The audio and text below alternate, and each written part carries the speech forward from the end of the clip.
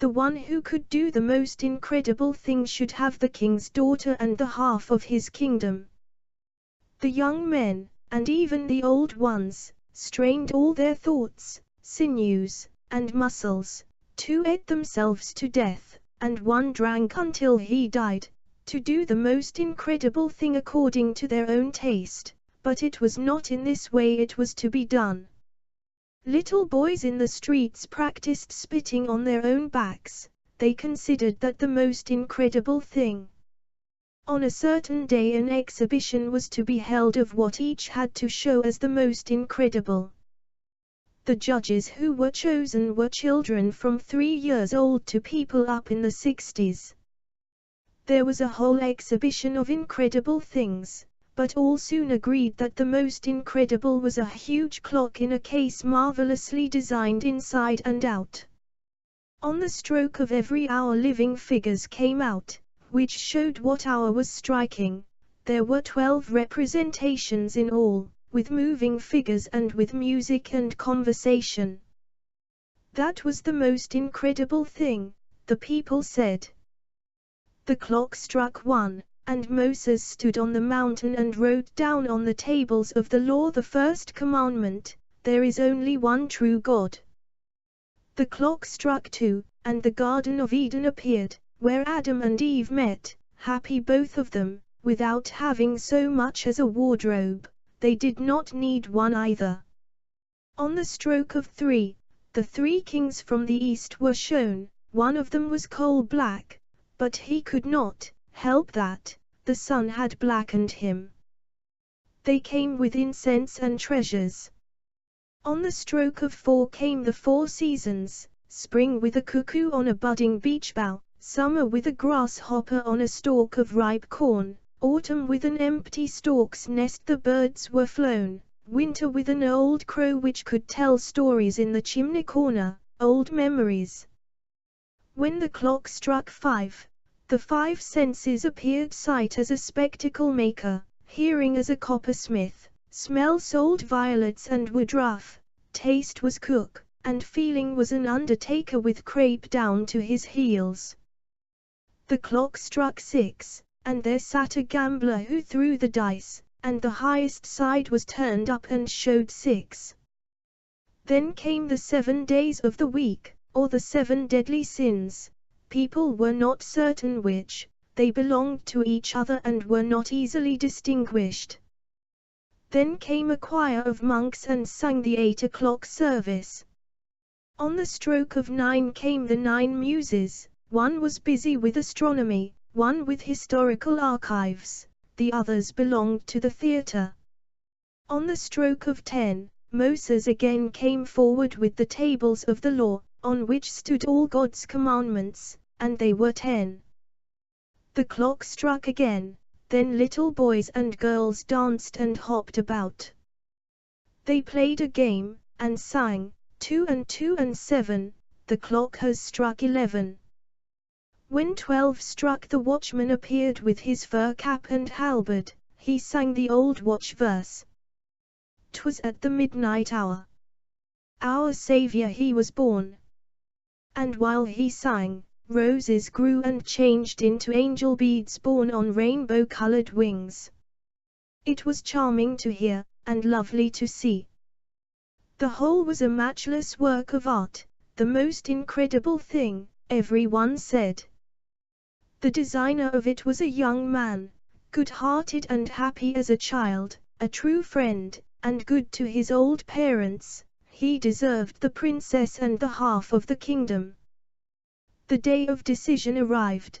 The whole of the town had a holiday, and the princess sat on the throne, which had got new horsehair, but which was not any more comfortable. The judges round about looked very knowingly at he one who was to win, and he stood glad and confident. His good fortune was certain. He had made the most incredible thing. "No, I shall do that now," shouted just then a long bony fellow. "I am the man for the most incredible thing," and he swung a great axe at the work of art. Crash, crash, and there lay the whole of it. Wheels and springs flew in all directions, everything was destroyed. "That I could do," said the man. "My work has overcome his and overcome all of you. I have done the most incredible thing." "To destroy such a work of art," said the judges. "Yes, certainly that is the most incredible thing." All the people said the same, and so he was to have the princess and the half of the kingdom, for a promise is a promise, even if it is of the most incredible kind. It was announced with trumpet blast from the ramparts and from all the towers that the marriage should be celebrated. The princess was not quite pleased about it, but she looked charming and was gorgeously dressed. The church shone with candles, it shows best late in the evening. The noble maidens of the town sang and led the bride forward, the knights sang and accompanied the bridegroom. He strutted as if he could never be broken. Now the singing stopped and one could have heard a pin fall, but in the midst of the silence the great church door flew open with a crash and clatter, and boom! Boom! The whole of the clockwork came marching up the passage and planted itself between the bride and bridegroom.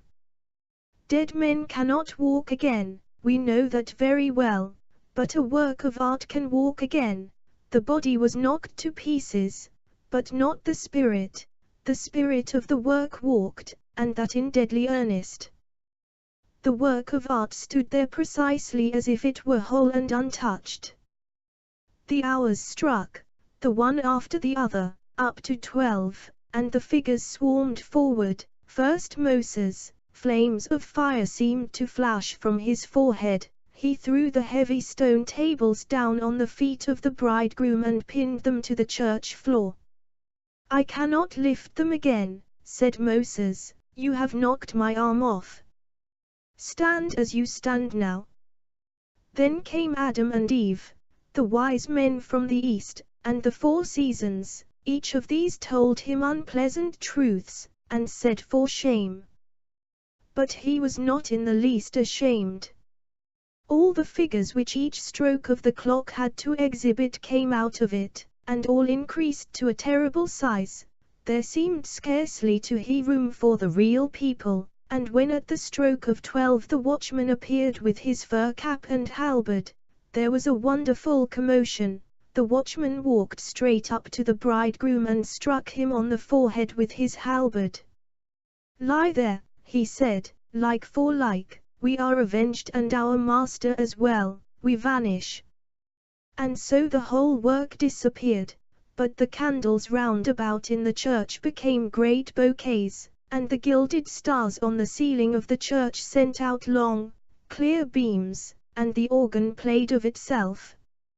All the people said it was the most incredible thing they had ever experienced. "Will you then summon the right one?" said the princess, "the one who made the work of art, let him be my lord and husband." And he stood in the church with the whole of the people for his retinue.